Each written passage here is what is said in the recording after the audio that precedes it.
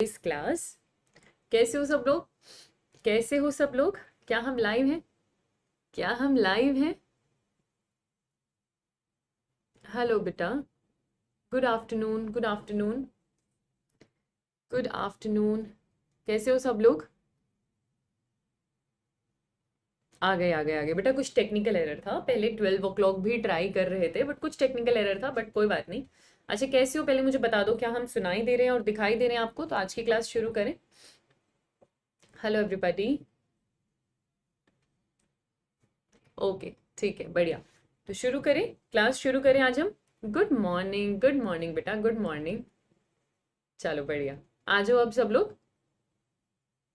हाँ, but technical error था कुछ, इसलिए वो कनेक्ट नहीं हो पा रहा था। Good morning. Welcome welcome welcome, आ जाओ, जल्दी से आ जाओ। अरे thank you Anushka. Good afternoon, हाँ सही बात, गुड आफ्टरनून, गुड आफ्टरनून, ठीक है। अच्छा, हम ह्यूमन फिजियो कर रहे थे बेटा, बट कुछ बच्चे प्लांट फिजियो के भी चैप्टर्स की रिवीजन मांग रहे थे, तो अभी आज हम रेस्पिरेशन इन प्लांट्स करेंगे प्लांट फिजियो का। मैं पहले इंपॉर्टेंट चैप्टर्स आपको करवा देती हूँ। करेंगे हम सारा ही, टेंशन नहीं लेना है, तो दोनों बच्चों का रिविजन हो जाएगा, है ना। तो आज हम रेस्पिरेशन इन प्लांट्स कर लेते हैं। एक्सक्रीशन वाला भी कल कर लेंगे, इनफैक्ट कोशिश करूंगी आज ही कर लेंगे, ठीक है। Okay, good afternoon, good afternoon. आ जाओ, पहले आज रेस्पिरेशन इन प्लांट कर लेते हैं, थोड़ा प्लांट फिजियो भी रिवाइज कर लेते हैं हम। हेलो, वेलकम टू क्लास, आ जाओ सब लोग। देखें जरा, यहाँ पर हम देखें रेस्पिरेशन इन प्लांट्स शुरू करते हैं। देखो पहला क्वेश्चन, देखो बेटा क्या कह रहा है आपके सामने। Respiration is defined as, respiration में क्या है? फूड का ऑक्सीडेशन करते हो, फूड को ब्रेक करते हो, है ना। तो उस चैप्टर को पूरा आप दिमाग में ले आओ। जो रेस्पिरेशन इन प्लांट्स आपने पढ़ा है वो आपके दिमाग में होना चाहिए, एकदम सही सही आंसर आपने करने हैं। जहां गलती हो मिस्टेक नोटबुक में लिखना, ताकि सच में आप एनालिसिस कर सको इस क्लास के बाद और आपको फायदा हो। एक्चुअल फायदा तब होगा जब आप अपनी गलतियां नोट कर पाओगे और उनसे सीख पाओगे, है ना। वो बहुत जरूरी होता है बेटा करना। Good afternoon Ravi, good afternoon Royal. आ जाओ बच्चा, नहीं आप लोग बिल्कुल लेट नहीं हुए हो, आ जाओ। अभी हम शुरू ही करने जा रहे हैं। पहला क्वेश्चन रेस्पिरेशन प्लांट्स का देख रहे हैं, सबने सॉल्व करना है। मैं फिर से बता रही हूँ, और सिली मिस्टेक हमने इस बार नहीं होने देनी, है ना। चलो अच्छा, कल वाली क्लास में आप लोगों ने मुझे बताना था हिपैटिक वेन और रीनल वेन, पर कमेंट सेक्शन में आया नहीं मेरे पास, तो वो मुझे बताना है आपको उस लेक्चर में जाकर दोबारा आंसर क्या था, ठीक है। और आज हम रेस्पिरेशन इन प्लांट्स शुरू करते हैं, ठीक है। ओके, देखो respiration is defined as formation of bond, नहीं इसमें ब्रेक करते हो आप, कार्बोहाइड्रेट को फॉर्म नहीं करते, तो ये गलत हो जाएगा। हम ब्रेक करते हैं। कौन सा बॉन्ड? CC bond. डायरेक्ट आपके एनसीईआरटी की लाइन, आप ग्लूकोज का ब्रेक डाउन कर रहे हैं ना, तो आप सीसी बॉन्ड का ब्रेक डाउन करें। आप किसका ब्रेक डाउन करते हैं इसके अंदर बेटा? सीसी बॉन्ड का ब्रेक डाउन करते हैं, है ना। आगे देखें, respiration result finally to a formation and release of which among the following, इसमें से कौन सी चीज का फॉर्मेशन हो रहा है और उसका फाइनली रिलीज हो रहा है। तो रेस्पिरेशन में NADPH नहीं बनेगा, पी आती वो फोटोसिंथेसिस में चला जाता है। ATP जरूर बनता है, एनर्जी बनती है। ग्लूकोज कभी फॉर्म नहीं होता, ग्लूकोज तो हम तोड़ते हैं। रेस्पिरेशन में आप क्या कर रहे हो? ग्लूकोज का ब्रेक डाउन कर रहे हो, है ना। ATP बनेगा, तो आंसर क्या होगा आपके पास? सी। आंसर क्या होगा बेटा आपके पास? सी, ठीक है। I am doing good Binu, आप लोग कैसे हो? आपकी प्रिपरेशन कैसी चल रही है सबकी? आंसर क्या होगा? बी, बहुत बढ़िया। आगे देखो question number 3, the CC bond of complex compound is broken by which process in respiration. हमें पता है रेस्पिरेशन में हम कॉम्प्लेक्स कंपाउंड को ब्रेक करते हैं, उनके सीसी बॉन्ड को हम ब्रेक करते हैं। कह रहे प्रोसेस क्या है? रेस्पिरेशन की डेफिनेशन देखोगे एनसीईआरटी में स्टार्टिंग में लिखी हुई है, आप ऑक्सीडेशन करते हो, आप ऑक्सीजन की प्रेजेंस में ब्रेक डाउन करते हो, आप ऑक्सीडेशन करते हो सबस्ट्रेट का, उससे एनर्जी रिलीज होती है जिसे हम ट्रैप करते हैं एटीपी की फॉर्म में। तो क्या कर रहे हैं हम रेस्पिरेशन में? ऑक्सीडेशन। क्या कर रहे हैं हम रेस्पिरेशन में? ऑक्सीडेशन, ठीक है। आंसर क्या होगा? ए। आंसर क्या होगा बेटा? ए। आगे देखो question number 4, question number 4 assertion reason है आपके पास। क्या कह रहा है असर्शन आपको? ATP act as energy currency of the cell, बिल्कुल एटीपी एनर्जी करेंसी होता है, सही बात है। Energy released through respiration is trapped as biochemical energy in the form of ATP. जो एनर्जी रिलीज होती है रेस्पिरेशन में उसे आप ट्रैप करते हो एटीपी की फॉर्म में, सही बात है, बिल्कुल सही बात है। तो दोनों स्टेटमेंट ही करेक्ट है, असर्शन भी करेक्ट है, रीजन भी करेक्ट है। अब दोनों करेक्ट है तो आंसर क्या हो जाएगा? C. Both assertion and reason is correct, both assertion and reason is correct, बिल्कुल विशाल, एकदम सही। आगे देखो fifth, which among the following is wrong. बेटा ऐसी चीजों को हम सर्कल करते हैं। अब तो इतने चैप्टर्स आप मेरे साथ प्रैक्टिस कर चुके हो, अब तो आपको ये अप्रोच समझ में आ गया होगा कि ऐसी चीजों को आपने सर्कल करना होता है ताकि हम सिले मिस्टेक ना करें, है ना। अच्छा, क्या है हमारे पास रॉन्ग इसमें? Only carbohydrate are oxidized to release energy in the process of respiration. Majorly carbohydrate, पर ओनली नहीं, है ना। आप प्रोटीन का भी ब्रेक डाउन कर सकते हो, आप फैट का भी ब्रेक डाउन कर सकते हो, तो ये स्टेटमेंट गलत हो जाएगा आपके पास। Energy produced in respiration is not released in single step, ये स्टेटमेंट बिल्कुल ठीक बात है। एक स्टेप में रिलीज नहीं होता, मल्टीपल स्मॉल स्टेप्स में रिलीज होता है, तभी तो ट्रैप कर कर एटीपी बनाते हैं। ATP can be broken down as and when energy needs to be utilised, बिल्कुल सही बात है। जब आपको एनर्जी की जरूरत है तब एटीपी का ब्रेक डाउन करोगे और उसको यूज कर लोगे, तो बिल्कुल सही बात है। तो गलत इसमें क्या हुआ, ओनली वन। गलत इसमें क्या हुआ, ओनली वन, सी ऑप्शन हो जाएगा। बहुत बढ़िया, वेरी नाइस ऋषभ। आगे देखो क्वेश्चन नंबर 6, लक्ष्य विशाल, गुड। सुतीर्था, ओके। आगे देखो question number 6, ATP stands for, ATP की फुल फॉर्म क्या होती है बेटा, एडिनोसिन ट्राइफॉस्फेट। एटीपी की फुल फॉर्म क्या है, एडिनोसिन ट्राइफॉस्फेट। देखो ट्रायोफॉस्फेट नहीं है तो ये दोनों ऑप्शन कट हो जाएंगे, ट्राइफॉस्फेट है। और आप एक न्यूक्लियोटाइड की बात करो तो न्यूक्लियोटाइड में शुगर के 5th नंबर के कार्बन पर फॉस्फेट होता है बेटा, तो एडिनोसिन के 5th नंबर के कार्बन पर ट्राइफॉस्फेट होगा, तो आंसर क्या होगा, सी। बहुत बढ़िया Chintu, answer C, very nice, very nice. ठीक है, आगे देखो, आगे देखो क्वेश्चन नंबर 7, आ जाओ जरा यहाँ पे। Question number 7, compounds that are oxidised during the process of respiration is called. कौन से कंपाउंड का आप ऑक्सीडेशन करते हो, जिसका भी आप ऑक्सीडेशन करते हो रेस्पिरेशन के टाइम, उसे हम क्या कहते हैं, respiratory substrate. Respiratory substrate carbohydrate भी हो सकता है, प्रोटीन भी हो सकता है, फैट भी हो सकता है, लेकिन जिसका भी आप ब्रेक डाउन करते हैं उसे हम क्या बोलते हैं, रेस्पिरेटरी सबस्ट्रेट। आंसर क्या होगा, डी। आंसर क्या होगा, डी। आगे देखिए बेटा क्वेश्चन नंबर 8, स्टेटमेंट 1, दो स्टेटमेंट हमें दे रखी है, बहुत प्यार से हम दोनों स्टेटमेंट्स को रीड करेंगे। दो स्टेटमेंट्स हमको दे रखी हैं, स्टेटमेंट्स को हम रीड करेंगे। Only green plants and cyanobacteria can prepare their own food by photosynthesis. आपको पता है युग्लिना भी कर सकता है, ऑटोट्रॉफिक है, वो भी लाइट की प्रेजेंस में फूड बना लेता है, उसके पास क्लोरोफिल है।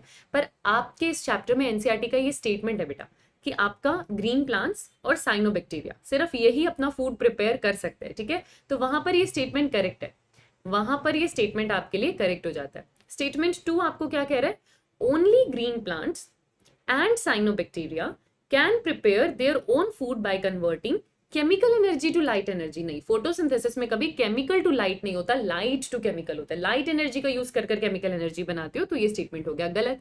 अब आप बताओ, पहला स्टेटमेंट करेक्ट है और दूसरा गलत है। आपसे पूछ रहे हैं कौन सा करेक्ट है, तो ओनली वन आपके पास करेक्ट है, आंसर ही हो जाएगा, आंसर ही हो जाएगा, बिल्कुल, बहुत बढ़िया। आगे देखिए जरा question number 9, ultimately all the food that is respired for life process comes from photosynthesis, है ना। ये सेंटेंस दिया हुआ है आपके एनसीईआरटी में कि जो भी आप ले रहे हो, फूड रिस्पायर कर रहे हो, रेस्पिरेशन के लिए जिस सबस्ट्रेट का यूज कर रहे हो, अल्टीमेटली वो प्लांट से आया है। चाहे आप हर्बीवर हो, चाहे आप कार्निवर हो, इनडायरेक्टली तो आप उसी पर डिपेंडेंट हो, है ना। तो ये स्टेटमेंट बिल्कुल करेक्ट है, डायरेक्ट एनसीईआरटी का स्टेटमेंट है, ये स्टेटमेंट करेक्ट है। आपसे ट्रू और फॉल्स पूछा जाता तो भी आप आंसर ए करते, वेरी नाइस, गुड। आगे देखिए क्वेश्चन नंबर 10। अब ऐसे स्टेटमेंट देखने पर ना एक बार याद नहीं आता, क्योंकि ऑप्शन आपको पार्शली करेक्ट भी दे रहा है, ऑप्शन आपको इनकम्प्लीट भी दे रहा है, तो ऐसी चीजें कंफ्यूज करती हैं। बट अगर आपने एनसीईआरटी 2-3 बार ढंग से पढ़ी, आपको हिट कर जाता है कि ये स्टेटमेंट मैंने एग्जैक्टली ऐसा एनसीईआरटी में पढ़ा है, वो हमें हिट कर जाता है बेटा, है ना।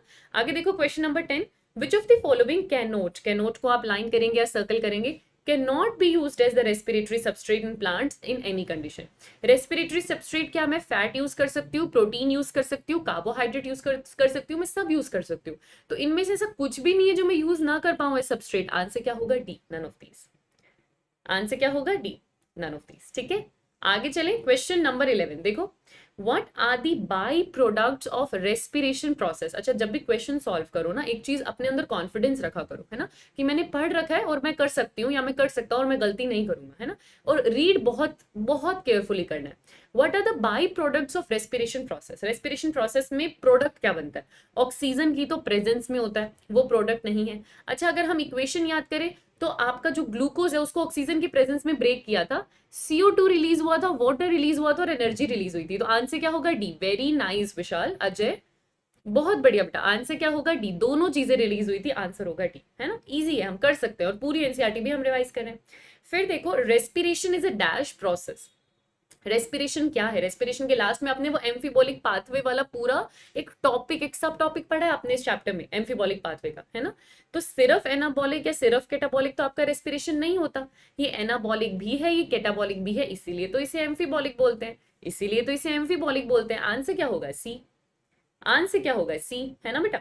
आगे देखिए जरा क्वेश्चन नंबर 13। अब इस क्वेश्चन नंबर 13 के दो ऑप्शंस याद रखना, यहाँ पर है और दो ऑप्शंस यहाँ पर है, ठीक है। इस तरीके से रीड करना है इसको। तो देखो यहाँ पे, आपको इक्वेशन बतानी है करेक्ट। अब एकदम आपको बैलेंसिंग यहाँ पर आनी चाहिए। ग्लूकोज का ब्रेकडाउन होता है ऑक्सीजन की प्रेजेंस में, है ना, तो CO2 वाला ऑप्शन तो कट कर देंगे। ग्लूकोज का ब्रेकडाउन होता है ऑक्सीजन की प्रेजेंस में। 6 ऑक्सीजन के मॉलिक्यूल होते हैं, वो 6 CO2 6 H2 और साथ में एनर्जी रिलीज करते हैं 686 किलो कैलोरीज। आंसर क्या होगा यहाँ पे? आंसर क्या होगा फटाफट से बता दो मुझे। आंसर क्या होगा यहाँ पे बेटा? आंसर क्या होगा बच्चों? आंसर होगा यहाँ पे डी। 6 मॉलिक्यूल्स ऑक्सीजन के यूज होते हैं, 6 ही मॉलिक्यूल्स CO2 के रिलीज होते हैं, 6 ही मॉलिक्यूल्स वाटर के रिलीज होते हैं और एनर्जी रिलीज होती है साथ में। बहुत बढ़िया स्मिता, वेरी नाइस। आगे देखो जरा क्वेश्चन नंबर 14। रेस्पिरेटरी या respiration organ for plant is, ठीक है, रेस्पिरेशन यहाँ पर हम ब्रीदिंग या गैशियस एक्सचेंज की बात करें। लेंटिसेल से गैशियस एक्सचेंज हो जाएगा प्लांट में, स्टोमेटा से हो जाएगा, है ना, वुडी बाग से, वुडी बाग में लेंटिसेल से जिसके थ्रू होगा। तो आंसर क्या हो जाएगा? D, A and B, both A and B. Answer क्या होगा? D, that is both A and B. ठीक है, बढ़िया। आगे देखो क्वेश्चन नंबर 15। इनमें से कौन सा रॉन्ग है? रॉन्ग को हम सर्कल करेंगे ताकि हम गलती ना करें। Root, leave, stem respire for a lower than animal do, ये स्टेटमेंट पूरा कंप्लीट नहीं है, पर ऐसा कुछ नहीं है कि एनिमल के कंपैरिजन में respire lower than animal do. अच्छा ठीक है।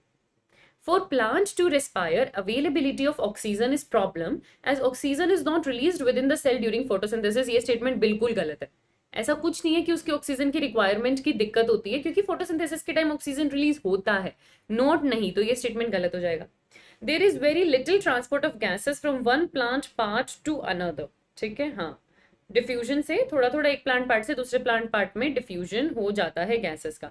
बी जो ऑप्शन है वो एकदम इनकरेक्ट है, वो एकदम इनकरेक्ट है, तो इसको आप यहाँ पर मार्क कर सकते हैं। ऑल ऑफ द अबव आपके पास है नहीं, बी आ जाएगा आंसर। क्या हो जाएगा? बी। बहुत बढ़िया। आगे देखो क्वेश्चन नंबर 16। अब आप आगे ग्लाइकोलिसिस पे। ग्लाइकोलिसिस किससे ओरिजिनेट हुआ है? कौन सा वर्ड है? ग्लाइकोलिसिस एक ग्रीक वर्ड से ओरिजिनेट हुआ है, दैट इज ग्लूकोज। ग्लूकोज का मतलब है शुगर और लाइसिस का मतलब है ब्रेकडाउन, है ना। तो एनसीईआरटी की पहली लाइन ग्लाइकोलिसिस में यही है कि ये एक ग्रीक वर्ड से आया है जिसका मतलब होता है शुगर, जिसका मतलब होता है शुगर। आंसर क्या होगा? डी। आगे देखिए ग्लाइकोलिसिस का मतलब क्या है? ग्लाइकोलिसिस का मतलब है शुगर का ब्रेकडाउन, शुगर की स्प्लिटिंग। आंसर क्या होगा? बी, शुगर की स्प्लिटिंग। आंसर क्या होगा? B, very nice. आगे देखो 18।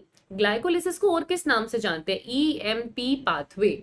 और किस नाम से जानते हो आप ग्लाइकोलिसिस को? EMP pathway. किस नाम से जानते हैं बेटा हम? EMP pathway. अच्छा, ग्लाइकोलिसिस की स्कीम किसने दी थी? इसको ईएमपी पाथवे आप क्यों बोलते हो? क्योंकि 3 साइंटिस्ट ने हमें इसके बारे में बताया था, एम्बडन, मेयरहोफ एंड पार्नर्स। 3 साइंटिस्ट ने बताया था, गस्टव एम्बडन, ओटो मेयरहोफ एंड जे पार्नर्स। तीनों ही साइंटिस्ट के नेम एकदम करेक्ट है, आंसर होगा डी। आंसर होगा डी, बिल्कुल बिल्कुल तीनों साइंटिस्ट के नेम करेक्ट है, आंसर होगा आपके पास डी। फिर देखो क्या आ रहा है question number 20। The scheme of glycolysis was given by, ये तो सेम क्वेश्चन आ गया हमारे पास, एकदम सेम क्वेश्चन आ गया, बस ओटो की जगह ऑल्टो लिखा है, बाकी तो सेम क्वेश्चन आ गया है हमारे पास, है ना। तो अब देखो ये दोनों तो एकदम नेम करेक्ट है, गस्टव और जे पार्नर्स, तो करना तो हमें डी पड़ेगा वैसे, पर हमें पता है हमने ओटो मेयरहोफ पढ़ा है ना, डी कर देंगे, डी कर देंगे, ठीक है। आगे देखो जरा question number 21। Glycolysis occurs in which among the following. तो ग्लाइकोलिसिस की स्टेटमेंट एक दी हुई है कि हर लिविंग ऑर्गेनिज्म में ग्लाइकोलिसिस होता है, एरोबिक हो, एनएरोबिक हो, यूकैरियोट हो, प्रोकैरियोट हो, फंगस में आपको मिल जाएगा। तो ग्लाइकोलिसिस तो आपको मतलब हर ऑर्गेनिज्म में मिल जाएगा, है ना। तो आंसर क्या होगा आपके पास? D, all of the above. बहुत बढ़िया। आगे देखिए क्वेश्चन नंबर 22। सुक्रोज को आप किस में कन्वर्ट करते हो? कौन से एंजाइम का यूज करके? ग्लाइकोलिसिस शुरू करना होता है ग्लूकोज से, लेकिन आपके पास है सुक्रोज, तो अब क्या करें? सुक्रोज को कन्वर्ट करना पड़ेगा। किस में कन्वर्ट करते हैं सुक्रोज को? हम ग्लूकोज में और फ्रक्टोज में। और किस एंजाइम का यूज करते हैं? सुक्रेज या इनवर्टेज। किस एंजाइम का यूज करते हैं? सुक्रेज या इनवर्टेज। अब ऑप्शन देख लो जरा, ऑप्शन देख लो जरा। हम इसको कन्वर्ट करेंगे ग्लूकोज प्लस फ्रक्टोज में, एंजाइम का नाम है इनवर्टेज। आंसर हो जाएगा डी, आंसर हो जाएगा D. Very nice, very nice. आगे देखो क्वेश्चन नंबर 23। अच्छा, what is the isomerized product of glucose 6 phosphate in the step of glycolysis? Glycolysis पहला स्टेप, ग्लूकोज से ग्लूकोज 6 फॉस्फेट, फिर ग्लूकोज 6 फॉस्फेट कन्वर्ट होता है फ्रक्टोज 6 फॉस्फेट में। तो ग्लूकोज 6 फॉस्फेट का आइसोमर कौन है? आइसोमर बताना है, कुछ नया ऐड नहीं हुआ, फ्रक्टोज 6 फॉस्फेट। आंसर होगा बी, आंसर होगा बी। आगे देखें क्वेश्चन नंबर 24। ग्लाइकोलिसिस कितने स्टेप का प्रोसेस है? बहुत बार पढ़ा है हमने, जब पढ़ते भी है चैप्टर को साथ में, 10 स्टेप होते हैं। पहले 5 आपकी इन्वेस्टमेंट होती है, बाद के 5 पे ऑफ होता है ना। पहले 5 में आप एटीपी यूज करते हो और लास्ट 5 में एटीपी का गेन होता है, तो टोटल 10 स्टेप्स होते हैं आपके पास, ठीक है। आगे देखेंगे question number 25। And product of glycolysis is, glycolysis के अंत में क्या होता है? एक मॉलिक्यूल ग्लूकोज का 2 मॉलिक्यूल पायरुविक एसिड बनाता है, एक मॉलिक्यूल ग्लूकोज का 2 मॉलिक्यूल पायरुविक एसिड बनाता है, यानी पायरुवेट। तो एंड प्रोडक्ट आपके पास क्या है बेटा? पायरुवेट। क्या है आपके पास? पायरुवेट।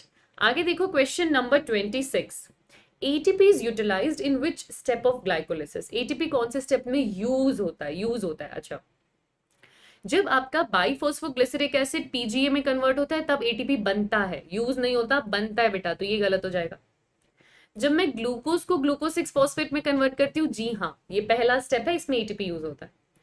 जब हम फ्रक्टोज 6 फॉस्फेट को फ्रक्टोज 1,6 फॉस्फेट में कन्वर्ट करते हैं, बिल्कुल आपका थर्ड स्टेप है, इसमें भी एटीपी को यूज करना पड़ता है ना। जब आप पीईपी से पायरुवेट बनाते हैं तब एटीपी बनता है, यूज नहीं होता है। आपको बताना है कब कब यूज होता है। एक्चुअली इन्होंने इन चारों ऑप्शन से आपको रिवाइज करवा दिया, वो चारों स्टेप जिसमें एटीपी का कॉन्ट्रीब्यूशन है, ठीक है। फर्स्ट और फोर्थ वो स्टेप है जिनमें एटीपी बनता है, फॉर्म होता है, एंड सेकंड और थर्ड वो स्टेप्स हैं जिनके अंदर एटीपी यूज होता है। और आपको बताना है किस में एटीपी यूज होता है, तो सेकंड और थर्ड में आपका एटीपी यूज होता है, तो बेटा आंसर क्या होगा? सी। आंसर क्या होगा बच्चे? सी, है ना, है ना, बढ़िया। आगे देखिए जरा question number 27। 1 molecule of glucose is converted into how many molecules of pyruvic acid? अभी थोड़ी देर पहले हमने डिस्कस किया, एक मॉलिक्यूल ग्लूकोज ग्लाइकोलिसिस से 2 मॉलिक्यूल पायरुविक एसिड के बनाता है, आंसर होगा 2। 2 मॉलिक्यूल पायरुविक एसिड के बनाता है, आंसर होगा 2। आगे देखो क्वेश्चन नंबर 28। पीजीएल, जो हम धाप के पागल पढ़ते हैं, 5th स्टेप पे धाप के पागल, वही पीजीएल है, ठीक है। तो ये पीजीएल कन्वर्ट हो रहा है 1,3 बिसफॉस्फोग्लिसरिक एसिड में, बीपीजीए में पढ़ा है हमने ये, ठीक है। इस स्टेप के अंदर किसका फॉर्मेशन होता है? एल्डिहाइड एसिड में कन्वर्ट होता है, तो ऑक्सीडेशन होता है। इस ऑक्सीडेशन के चक्कर में NAD पॉजिटिव रिड्यूस होता है और NADH.H पॉजिटिव बनता है। याद आया आपको? ये वो स्टेप है जहां 6th स्टेप शुरू हो रहा है, सेकेंड पार्ट ग्लाइकोलिसिस का शुरू हो रहा है। पागल आपका पीजीएल कन्वर्ट होता है बीपीजीए में, तो इस स्टेप में बेटा क्या होता है आपके पास? ऑक्सीडेशन। उस ऑक्सीडेशन की वजह से रिड्यूस होता है NAD पॉजिटिव और क्या बनता है आपके पास? एक मॉलिक्यूल NADH+H पॉजिटिव का। ये कुछ स्टेप है जो डायरेक्टली थ्योरी में लिखे हुए हैं। ग्लाइकोलिसिस में बच्चों को बहुत कंफ्यूजन होता है, मैंने देखा है बहुत बार।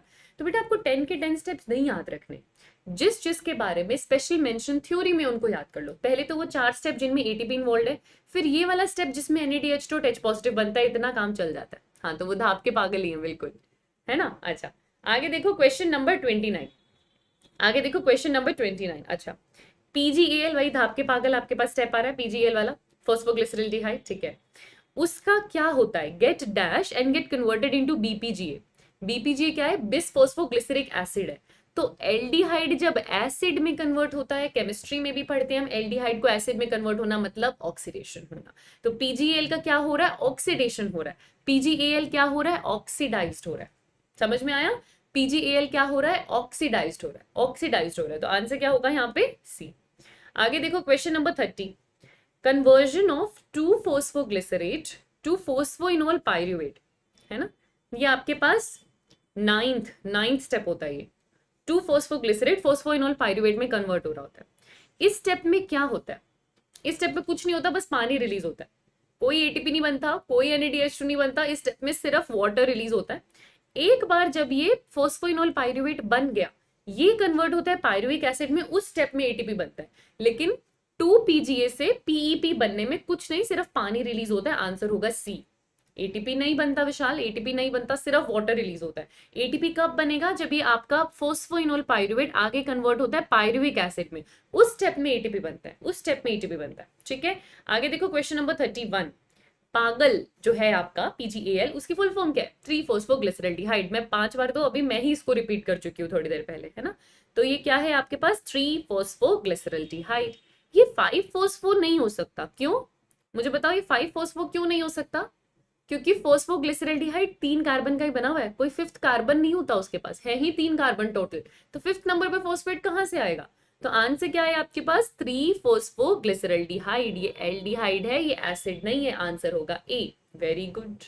आगे देखो क्वेश्चन नंबर 32। पीईपी की फुल फॉर्म बतानी है। पीईपी क्या है? फोस्फोइनोल पायरुवेट, जिससे पायरुविक एसिड बनता है। लास्ट स्टेप में एकदम। तो पीईपी क्या है आपके पास? Phosphoenolpyruvate, option C. Phosphoenolpyruvate, option C. आगे देखो जरा, question number 33। Pyruvic acid is composed of how many carbon atom? Pyruvic acid 3 carbon का है। बायोमोलिक्यूल्स में इसका आपको फॉर्मूला भी दे रखा है, C3H4O3। 3 कार्बन का एसिड होता है ये। तो पायरुविक एसिड कितने कार्बन का है? 3 कार्बन का। आंसर होगा बी। आंसर होगा बी। बहुत बढ़िया, है ना। आगे देखो question number 34। Which among the following step in glycolysis yield energy? यानी कौन कौन से स्टेप में एटीपी बनता है? अब ये हम पढ़ के आए हैं। सबसे पहले आपका बिसफॉस्फोग्लिसरिक एसिड जब पीजीए में कन्वर्ट होता है, बिल्कुल सही बात है, ये पहला स्टेप है। इसमें एक फॉस्फेट हटेगा और एटीपी बनेगा। इस स्टेप में एटीपी बनता है, बिल्कुल बनता है, ठीक है। फ्रक्टोज 6 फॉस्फेट से फ्रक्टोज 1,6 बिसफॉस्फेट में एटीपी यूज होता है। ये सेम ऑप्शन अभी आप देख कर आ रहे हो ऊपर, है ना। पीईपी से पायरुविक एसिड बनने में एटीपी बनता है, सही बात है। ग्लूकोज 6 फॉस्फेट से फ्रक्टोज 6 फॉस्फेट में आइसोमराइजेशन होता है, एटीपी नहीं बनता। ये तो आइसोमर है, ग्लूकोज 6 फॉस्फेट और फ्रक्टोज 6 फॉस्फेट। तो कब कब एटीपी बनता है? फर्स्ट और थर्ड स्टेप में। आंसर होगा सी। फर्स्ट और थर्ड स्टेप में आंसर होगा सी। वेरी नाइस विशाल, अशोक, बहुत बढ़िया। आगे देखो क्वेश्चन नंबर 35। ग्लाइकोलिसिस में फ्रक्टोज 1,6 बिसफॉस्फेट टूटता है, हमें पता है टूटता है, ठीक है। किस किस में? यहीं पर तो आपके धाप के पागल आते हैं। एक क्या होगा आपके पास पागल, दैट इज ग्लिसरल्डिहाइड 3 फॉस्फेट, और धाप DHAP डाइहाइड्रोक्सी एसीटोन फॉस्फेट। तो जो आपका फ्रक्टोज 1,6 बिसफॉस्फेट है, जो 2 मॉलिक्यूल में ब्रेक करता है 3 कार्बन के, glyceraldehyde 3 phosphate and dihydroxy acetone phosphate. ये दोनों ट्रायोस फॉस्फेट है। आंसर होगा सी। आंसर होगा सी। 36 देखो, 36 देखो, नेट गेन पूछ रहे हैं। नेट गेन एटीपी का एक मॉलिक्यूल ग्लूकोज का 1 ग्लाइकोलिसिस। बेटा ये 2022 का क्वेश्चन है, अभी नीट 2022 में आया है। ग्लाइकोलिसिस से नेट गेन कितना है? नेट जब भी वर्ड आ जाए बेटा तो 2 ही है। 4 मिले थे, 2 यूज हो गए, नेट गेन आपके पास 2 ही है। यहाँ पर हम NADH वाला कुछ काउंट नहीं करेंगे। कभी भी आपसे ग्लाइकोलिसिस का नेट गेन पूछ लिया जाए, 2 एटीपी, 2 एटीपी। ये तो अभी आपका लास्ट ईयर ये क्वेश्चन आया, इतना सिंपल। तो आंसर क्या था आपके पास? 2 एटीपी, ठीक है। आगे देखो जरा, क्वेश्चन नंबर 37। कितने एटीपी यूज होते हैं in complete process of glycolysis of 1 glucose molecule? अगर मैं एक ग्लूकोज का पूरा ग्लाइकोलिसिस करती हूँ तो कितने एटीपी यूज होते हैं? तो आपको पता है 4 एटीपी बनते हैं और 2 यूज होते हैं। यूज कितने हुए थे? 2। बने कितने थे? 4। तभी तो नेट गेन आपके पास 2 आता है ना। तभी तो नेट गेन आपके पास 2 आता है। यूटिलाइज कितने हुए थे? 2। बिल्कुल बिल्कुल, आंसर होगा ए। Very nice. आगे देखो question number 38। How many molecule of NADH are produced in one complete process of glycolysis of 1 glucose molecule? एक मॉलिक्यूल, एक ग्लाइकोलिसिस, 2 NADH बनते हैं। ग्लाइकोलिसिस से कितने NADH बनते हैं बेटा? 2, है ना, 2। क्यों 2 बनते हैं आपके पास? क्योंकि 2 मॉलिक्यूल BP, आप 2 मॉलिक्यूल फॉस्फोग्लिसरल्डिहाइड के 2 मॉलिक्यूल BPGA में कन्वर्ट हो रहे हैं, तो NADH2 भी 2 बनते हैं। बेटा इसलिए नहीं काउंट करते NADH, क्योंकि आपसे क्या पूछा है? ग्लाइकोलिसिस का नेट गेन बताओ। NADH ATP आपको कब जाकर देगा? ETS में। आपसे तो ग्लाइकोलिसिस पूछे ना, ETS की बात ही नहीं कर रहे, इसलिए, ठीक है, इसलिए आता है। आगे देखो question number 39। How many molecules of ATP are directly produced in 1 complete glycolysis of 1 glucose molecule? अब आपसे ये जो वर्ड है ना डायरेक्टली, ये वर्ड बहुत इंपॉर्टेंट है बेटा। जब भी ये वर्ड डायरेक्टली आता है, डायरेक्टली का मतलब होता है SLP, सबस्ट्रेट लेवल फॉस्फोराइलेशन की बात कर रहे हैं। तो एक ग्लाइकोलिसिस, एक ग्लूकोज, कितना एटीपी डायरेक्टली बना? अब यहाँ नेट वर्ड यूज किया कहीं भी? देखो इस पूरे क्वेश्चन को ढंग से देखो, क्या इन्होंने कहीं भी नेट वर्ड यूज किया है? नेट वर्ड तो नहीं यूज किया। कितना एटीपी बना है डायरेक्टली, यानी SLP से? तो SLP से कितने एटीपी बनते हैं बेटा? 4, लेकिन 2 यूज हो जाते हैं, इसीलिए नेट आपके पास 2 बचता है ना। लेकिन बने कितने थे? 4। अब नेट वर्ड इन्होंने कहीं भी नहीं यूज किया और डायरेक्ट वर्ड यूज किया है। डायरेक्ट का मतलब होता है SLP। तो आंसर क्या होगा बेटा यहाँ पे? बताओ मुझे, आंसर क्या दोगे यहाँ पे? फिर डी दोगे, 4। Very nice. अब आप यहाँ पर आंसर क्या दोगे? डी दोगे, 4, क्योंकि नेट नहीं पूछा। नेट पूछते तो फिर आंसर 2 करते आप, है ना। आगे देखो जरा क्वेश्चन नंबर 40। अब समझ में आया ऐसे क्वेश्चन हमको कैसे सॉल्व करने। अब देखो क्वेश्चन नंबर 40, आपको ग्लाइकोलिसिस के बारे में करेक्ट स्टेटमेंट बताना है। सारे स्टेटमेंट रीड करो। अच्छा, it is only process that occurs in anaerobe for oxidation of glucose, गलत बात है। ग्लाइकोलिसिस तो एरोबिक में भी होता है, एनएरोबिक में भी होता है, दोनों में होता है, ओनली एनएरोब नहीं होता। ग्लूकोज का कंप्लीट ऑक्सीडेशन होता है पायरुविक एसिड बनने के लिए, नहीं। ग्लाइकोलिसिस पार्शियल ऑक्सीडेशन है, कंप्लीट ऑक्सीडेशन नहीं है। ग्लाइकोलिसिस पार्शियल ऑक्सीडेशन है, कंप्लीट ऑक्सीडेशन नहीं है, ये भी गलत स्टेटमेंट है। At the end there is a net gain of 4 ATP and 2 NADH2। बताओ ये स्टेटमेंट क्या करेक्ट है? ग्लाइकोलिसिस के एंड में क्या नेट गेन 4 ATP का होता है? नहीं, 2 ATP का होता है। नेट वर्ड आते ही आंसर 2 है, 4 नहीं है, तो ये स्टेटमेंट गलत है। तो करेक्ट इनमें से कौन सा है? आपसे क्या पूछ रहे हैं? विच among the following is correct about glycolysis? अच्छा, यहां पर ये जो पहला स्टेटमेंट आपके पास है, इस पहले स्टेटमेंट में ओनली एनारोब नहीं बोला, ओनली प्रोसेस इन एनारोब बोला। एनारोब में तो सिर्फ ग्लाइकोलिसिस ही होती है ना, क्रेब और लिंक और ETS वगैरह नहीं होता। तो एनारोब में होने वाली इकलौती प्रोसेस है, उस वे में ये स्टेटमेंट करेक्ट है आपके पास। तो आंसर आप क्या कर देंगे? सी, ओनली वन, ओनली वन, है ना, क्योंकि ये ओनली एनारोब नहीं बोल रहे, एनारोब में होने वाली ओनली प्रोसेस बोल रहे हैं, फिर ये स्टेटमेंट करेक्ट है ना। इंग्लिश थोड़ा सा वैसे लिखा हुआ था, तो आंसर क्या होगा आपके पास? सी होगा। ठीक है, आगे देखिए question number 41। For further complete oxidation, complete oxidation of glucose, pyruvic acid किस में एंट्री लेगा? पायरुविक एसिड बन गया, अब कंप्लीट ऑक्सीडेशन करनी है, तो पायरुविक एसिड पहले किस में जाएगा? क्रेब साइकिल में। हालांकि क्रेब साइकिल से भी पहले आपका पायरुविक एसिड लिंक रिएक्शन में जाता है, लेकिन वो यहां पर नहीं है, तो आप क्या बोलेंगे? Krebs cycle. क्रेब साइकिल के बाद ETS आएगा बेटा। बायो ऑन टॉप जो भी आपका रियल नेम है, पार्शियल ऑक्सीडेशन आप क्या बोल रहे हैं? पार्शियल ब्रेकडाउन एनारोबिक होता है। क्यों होता है पार्शियल ब्रेकडाउन एनारोबिक में? क्योंकि एनारोबिक में सिर्फ ग्लाइकोलिसिस होती है ना, तो ग्लाइकोलिसिस को पार्शियल ब्रेकडाउन ही कहते हैं, क्योंकि उसमें पार्शियली ही टूट रहा है, कंप्लीट ग्लूकोज का ब्रेकडाउन नहीं हुआ है। तो आप एनारोब बोलो, आप ग्लाइकोलिसिस बोलो, वो पार्शियल ब्रेकडाउन है ना। आगे देखो question number 42। Fermentation occur when there is, अब आप फर्मेंटेशन पे आ चुके हो। फर्मेंटेशन कब होगा? जब ग्लूकोज की कंप्लीट सप्लाई होगी? बिल्कुल भी नहीं, तब तो एरोबिक रेस्पिरेशन हो जाएगा। ग्लूकोज की सप्लाई ना हो तब, अगर ग्लूकोज की ऑक्सीजन की सप्लाई ना हो, जब ऑक्सीजन की सप्लाई नहीं होती तो एन एरोबिक रेस्पिरेशन होता है, उसमें ग्लाइकोलिसिस के बाद फर्मेंटेशन होता है। आंसर क्या होगा? बी। आंसर क्या होगा? बी। 40 का सी कैसे होगा अनन्या? बेटा 40 का सी ही होगा। देखो पहले हमने यहाँ पर क्या रीड किया था कि ग्लाइकोलिसिस सिर्फ एनारोब में होता है, बट एक्चुअली ये नहीं कहना चाह रहे, ये कहना चाह रहे हैं कि अगर आप एनारोब्स को उठा के देखो, उनमें ग्लूकोज की ऑक्सीडेशन के लिए जो ओनली प्रोसेस है वो आपके पास ग्लाइकोलिसिस ही हो रहा है, बाकी तीनों प्रोसेस में से। उसके बाद तो आप फर्मेंटेशन कर रहे हो ना, तो फिर भी आप यहाँ पर उसको करेक्ट स्टेटमेंट मान सकते हो और आंसर आप ए दे दो। ठीक है, अच्छा आगे देखिए जरा क्वेश्चन नंबर 43 आ जाओ। इन एल्कोहलिक फर्मेंटेशन, आपने दो तरीके की फर्मेंटेशन पढ़ी है, एल्कोहलिक और लैक्टिक एसिड। एल्कोहलिक फर्मेंटेशन में pyruvate is converted to which among the following? जब आप एल्कोहलिक फर्मेंटेशन करते हो तो पायरुवेट से क्या बनता है? Ethanol plus CO2। Lactic acid के साथ CO2 नहीं बनता, पर इथेनॉल के साथ CO2 बनता है, क्वेश्चन कई बार पूछा गया। तो मिथेनॉल नहीं बनेगा, इथेनॉल बनेगा और उसके साथ CO2 भी बनेगा। आंसर होगा सी। वेरी नाइस मानिपली, आंसर होगा सी। थैंक यू हर्ष। आगे देखो बेटा क्वेश्चन नंबर 44, ये रीड हो पा रहा है आपसे? हाँ, question number 44। Which enzyme is responsible for alcoholic fermentation? Again enzymes आप लोगों को बहुत अच्छे से याद रखने हैं, खास कर फर्मेंटेशन के, क्योंकि इन एंजाइम्स का नाम थ्योरी में दिया हुआ है आपको, तो ये आपको याद रखने हैं बेटा, है ना। अब आपसे किसकी बात कर रहे हैं? एल्कोहलिक फर्मेंटेशन की। एल्कोहलिक फर्मेंटेशन में कौन कौन सा एंजाइम है? सबसे पहले पायरुवेट कन्वर्ट होता है एसिटाइलडिहाइड में, जिसमें यूज होता है pyruvate decarboxylase, pyruvic acid decarboxylase, बिल्कुल सही बात है। इस प्रोसेस में CO2 निकलता है, फिर एसिटाइलडिहाइड बन जाता है, वो कन्वर्ट होता है आपके पास इथेनॉल में। उस प्रोसेस में क्या यूज होता है? Alcoholic dehydrogenase. तो ए भी करेक्ट है, सी भी करेक्ट है, आंसर क्या होगा? D, more than one option is correct. Answer होगा डी। जो सी कह रहे हैं वो गलत कह रहे हैं, जो सी कह रहे हैं बच्चे वो गलत कह रहे हैं, आंसर डी होगा। आप देखो एक बार एनसीईआरटी, पायरुविक एसिड डीकार्बोक्सिलेज भी यूज होता है। यहाँ पर लिख देती हूँ मैं, यहाँ पर लिख देती हूँ आप लोगों के लिए, इसको एक बार दोबारा से देख लो। अगर आप बात कर रहे हैं एल्कोहलिक डिहाइड्रोजी या एल्कोहलिक फर्मेंटेशन की, तो पहले पायरुवेट एक सब्सटेंस में कन्वर्ट होता है, जो नहीं बता रखा आपको एनसीईआरटी में, ठीक है। इस प्रोसेस में CO2 रिलीज होता है, CO2 रिलीज होता है।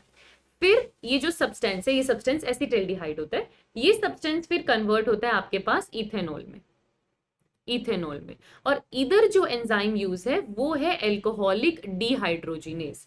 इस प्रोसेस में जो एंजाइम यूज है वो है पायरुवेट डी कार्बोक्सिलेज। तो आंसर होगा डी, आंसर होगा डी। ठीक है, आगे देखिए बच्चे, क्वेश्चन नंबर 45, कौन सा एंजाइम लैक्टिक एसिड फर्मेंटेशन करता है? लैक्टिक एसिड डिहाइड्रोजिनेज बी, इसमें एक ही है, ये सिंपल है, लैक्टिक एसिड सिंपल है, लैक्टिक एसिड डिहाइड्रोजिनेज बस। कोई बात नहीं बेटा, जिसकी सिली मिस्टेक हुई उस क्वेश्चन में अपनी मिस्टेक नोटबुक में लिख लो और उसको रिवाइज कर लेना। अभी गलती हो ना अच्छी बात है, मेन एग्जाम में गलती नहीं करोगे ना, अच्छी बात है, अभी गलती कर लो तो। ठीक है, 46 देखो, आपको करेक्ट ऑप्शन बताना है फर्मेंटेशन प्रोसेस का। देखो जरा, करेक्ट प्रोसेस बताते हैं, करेक्ट ऑप्शन बताना है। ठीक है, क्या इसमें एडीपी से एटीपी यानी कि एटीपी बनेगा? कभी भी फर्मेंटेशन में एटीपी नहीं बनता, गलत बात। एटीपी यूज होना, फर्मेंटेशन में एटीपी यूज भी नहीं होता। NADH से NAD पॉजिटिव का बनना, ये बात सही है ना? एक NADH.H पॉजिटिव रीऑक्सीडाइज हो जाता है NAD पॉजिटिव में, ये बात सही है, ये हमने होते देखा है फर्मेंटेशन में। NADH बनना ये नहीं होता, तो करेक्ट क्या है बेटा? 3। आंसर क्या होगा? D, only 3। आंसर क्या होगा? डी, ओनली 3, ओनली 3 है ना? 46 का डी। आगे देखो क्वेश्चन नंबर 47, इनमें से कौन सा स्टेटमेंट करेक्ट है फर्मेंटेशन के लिए? करेक्ट देखना है आपको। अच्छा, very low amount of energy is release, less than 7% of energy in glucose is release in fermentation. बिल्कुल आपके एनसीईआरटी का स्टेटमेंट है, क्योंकि पार्शियल ऑक्सीडेशन हो रहा है, बहुत एनर्जी रिलीज नहीं होगी, कम होगी, लेस देन 7%। एनिमल सेल में अगर ऑक्सीजन कम हो या इनएडिक्वेट हो तो एसिटिक एसिड बनता है रेस्पिरेशन के टाइम, जी नहीं, लैक्टिक एसिड बनता है। हमारी मसल्स में कम ऑक्सीजन की प्रेजेंस में लैक्टिक एसिड बनता है, एसिटिक एसिड नहीं। ये एक डेंजरस प्रोसेस है क्योंकि इसमें एसिड और एल्कोहल का फॉर्मेशन हो रहा है, इसको भी आप कहीं ना कहीं करेक्ट मान सकते हो। तो आंसर आपके पास क्या हो जाएगा? 2। आंसर आपके पास क्या हो जाएगा? 2। ठीक है, इसके अंदर एसिड बनेगा, वो फटीग कॉज करता है, तो आंसर क्या हो जाएगा? 2। आंसर क्या हो जाएगा? 2। आगे देखो question number 48, the range beyond which yeast poison themselves to death in alcoholic fermentation when the concentration of alcohol reaches to 13%। ये हमने दो जगह देखा है, इस चैप्टर में भी देखा है, 12th में माइक्रोब्स वाले लेसन में भी देखा है कि जब ईस्ट एल्कोहल बनाती है तो वो 13% तक फर्मेंटेशन करती है, उसके बाद वो खुद के लिए टॉक्सिक हो जाता है। तो आंसर क्या होगा? 13%। आंसर क्या होगा? 13%। आगे देखो question number 49, which among the following is process steps in complete cellular respiration which don't need oxygen molecule? है ना, आपको क्या बोल रहे हैं, इनमें से कौन सा प्रोसेस है जो सेल्यूलर रेस्पिरेशन कर रहा है, सेल्यूलर रेस्पिरेशन का पार्ट है पर उसको ऑक्सीजन नहीं चाहिए? कौन से प्रोसेस को ऑक्सीजन नहीं चाहिए? ग्लाइकोलिसिस। तभी तो वो एनारोबिक में भी हो जाता है, एनारोबिक ऑर्गेनिजम्स में भी हो जाता है। तो आंसर क्या होगा? ग्लाइकोलिसिस। उसके बाद अगर आप TCA साइकिल यानी क्रेब्स साइकिल या ETC की बात करो, ये सिर्फ एरोबिक कंडीशन में होता है, ये सिर्फ एरोबिक कंडीशन में होता है। क्या होगा? Answer A. इकोलॉजी हो चुकी है हर्ष, आनंद सर करवा चुके हैं आप लोगों को इकोलॉजी। एक बार आप बायोलॉजी चीट कोड का प्लेलिस्ट देखो, टेलीग्राम पे आपके पास शेयर्ड है, इकोलॉजी कंप्लीट हो चुकी है, आप वहां से रिवाइज कर सकते हो, है ना। आगे देखो क्वेश्चन नंबर 50, आपको इस रिएक्शन को कंप्लीट करना है। ऑप्शंस देखते हैं हम, pyruvic acid plus dash plus NAD positive, एक एंजाइम है आपके पास, किसी की प्रेजेंस में एसिटाइल कोएंजाइम ही बना रहा है, plus dash plus NADH positive बना रहा है। ये कौन सी रिएक्शन है बेटा? ये लिंक रिएक्शन है। ये कौन सी रिएक्शन है आपके पास? ये लिंक रिएक्शन है, जिसे ऑक्सीडेटिव डीकार्बोक्सिलेशन भी कहते हैं। इसमें pyruvic acid plus coenzyme A, मैं यहां पर लिख देती हूं, आपको क्या क्या चाहिए? कोएंजाइम ए चाहिए, NAD पॉजिटिव चाहिए। एंजाइम का नाम क्या है पूछा नहीं है आपसे, पर एंजाइम का नाम है पायरुवेट डिहाइड्रोजिनेज। किसकी प्रेजेंस में? मैग्नीशियम की प्रेजेंस में। क्या बनाता है? एसिटाइल कोएंजाइम ही बनाता है, NADH2 बनाता है और CO2 रिलीज करता है। तो अब देखो जरा, आपके पास 1 क्या है? कोएंजाइम A, 2 क्या है? मैग्नीशियम, और 3 क्या है? CO2। आंसर क्या होगा? डी। आंसर क्या होगा? D. Very nice, very nice.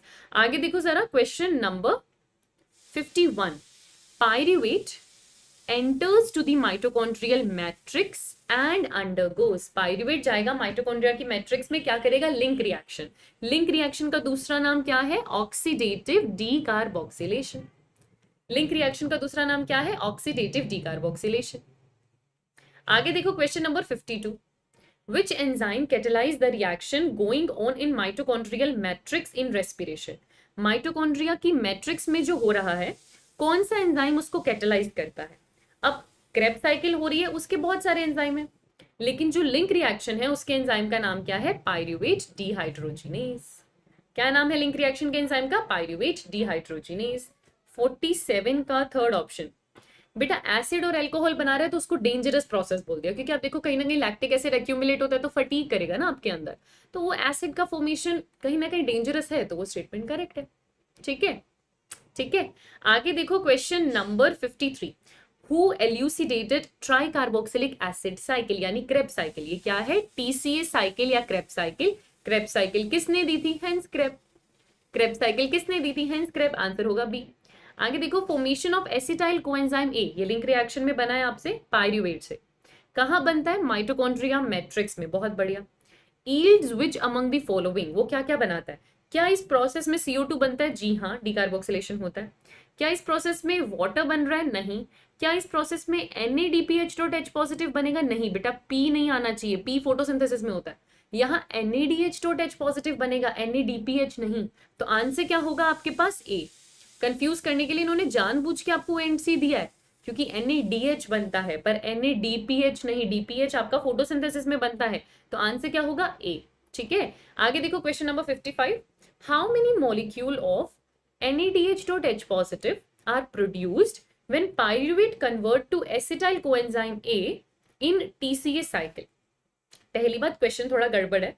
TCA cycle में एसिटाइल कोएंजाइम में नहीं बनता, एसिटाइल कोएंजाइम में लिंक रिएक्शन में बनता है। ठीक है, लेकिन आपसे क्या पूछ रहे हैं, अगर पायरुवेट उसमें कन्वर्ट होता है तो कितना NADH रिलीज करता है। एक पायरुवेट से बेटा एक NADH रिलीज होता है, दो पायरुवेट से दो NADH रिलीज होता है। ठीक है, तो कितना NADH रिलीज होगा यहाँ पे, 1। अभी कुछ नहीं बताया तो 1। आंसर क्या करोगे, ए। क्वेश्चन थोड़ा वेग है, ऑफ कोर्स TCA साइकिल में ये नहीं होता, बट अगर आप इस रिएक्शन की बात करो, है ना, जिसमें पायरुवेट एसिटाइल कोएंजाइम में कन्वर्ट हो रहा है, कितना NADH रिलीज हो रहा है, 1। आंसर क्या होगा, बी। आगे देखो क्वेश्चन नंबर 56। TCA साइकिल कहाँ होती है। TCA साइकिल माइटोकॉन्ड्रिया की मैट्रिक्स में होती है। ठीक है। 57।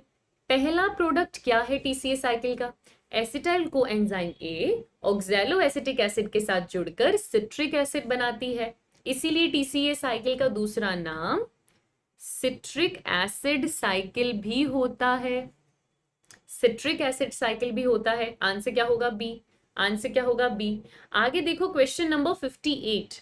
पहला स्टेप TCA साइकिल का क्या है, सिट्रेट का बनना आइसोसिट्रेट से, नहीं। सिट्रेट का बनना एसिटाइल कोएंजाइम ए से, बिल्कुल सही बात है। एसिटाइल कोएंजाइम में और OAA जुड़ता है और क्या बनता है, सिट्रेट बनता है। सिट्रेट का बनना from decarboxylation of succinic acid, बिल्कुल भी नहीं, बिल्कुल भी नहीं। नन ऑफ दीज नहीं। आंसर क्या होगा, बी। आंसर क्या होगा, बी। ठीक है। अगर कुछ नहीं दिया हुआ बेटा, बच्चा पूछ रहा है दैट मेडिको गाय कि मैम हमें क्या पता कि कितना पायरुवेट लेना है, अगर कुछ नहीं दिया तो आप 1 कंसिडर करेंगे। अगर आपको कोई नंबर नहीं दिया या आपको इस तरीके से नहीं बताया कि एक ग्लूकोज पूरा ऑक्सीडाइज हो रहा है और आपको नहीं पता, तो आप 1 कंसिडर करेंगे। ठीक है। आगे देखो question number 59। Which enzyme catalyze the first step of TCA cycle? Theory में लिखा हुआ है, ऑक्सैलो एसिटिक एसिड को एसिटाइल कोएंजाइम से जोड़ता है, एंजाइम का नाम सिट्रेट सिंथेज, और क्या बनाता है, सिट्रिक एसिड। क्या बनाता है, सिट्रिक एसिड, एंजाइम का नाम सिट्रेट सिंथेज। बहुत बढ़िया। नेक्स्ट देखो, what is the first member of TCA cycle that accept acetyl coenzyme A. Acetyl coenzyme A से कौन जुड़ता है, एसिटाइल कोएंजाइम ए से ऑक्सैलो एसिटिक एसिड जुड़ता है, और दोनों जुड़कर क्या बनाते हैं, सिट्रिक एसिड। दोनों जुड़कर क्या बनाते हैं, सिट्रिक एसिड। आगे देखो क्वेश्चन नंबर 61।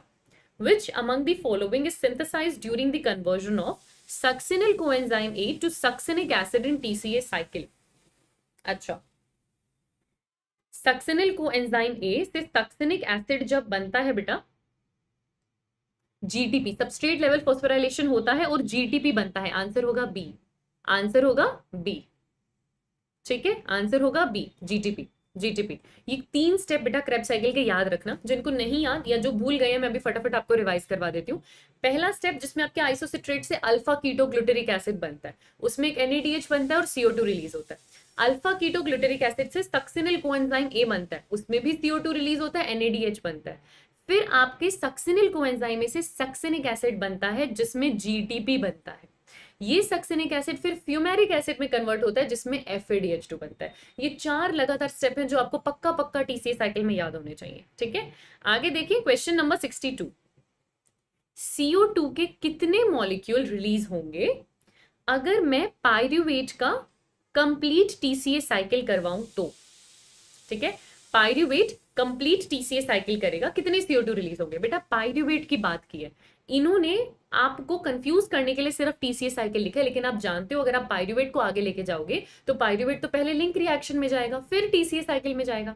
लिंक रिएक्शन में अब कुछ भी दिया हुआ तो एक पायरुवेट मानो, एक पायरुवेट, वो एक पायरुवेट जब लिंक रिएक्शन में जाता है तो एक CO2 रिलीज होता है, और जब वो क्रेब्स साइकिल में जाता है तो 2 CO2 रिलीज होते हैं। इन टोटल कितने CO2 रिलीज होंगे? 3। इन टोटल कितने CO2 रिलीज होंगे? 3। आंसर क्या होगा? डी, क्योंकि लिंक रिएक्शन में 1 और क्रेब्स साइकिल में 2, टोटल कितने होते हैं? 3। आंसर क्या होगा? डी। बढ़िया क्वेश्चन था, अच्छा क्वेश्चन था, है ना, दिमाग लगाने वाला था। आगे देखिए क्वेश्चन नंबर 63। बिल्कुल बिल्कुल सुनील, वेरी नाइस। आगे देखो, how many total NADH2 are produced from pyruvate to completion of TCA cycle? फिर से इन्होंने आपको कंफ्यूज किया, सिर्फ TCA साइकिल लिखा, लेकिन आप जानते हो पायरुवेट है मतलब पहले लिंक रिएक्शन हुई होगी फिर TCA साइकिल हुआ होगा।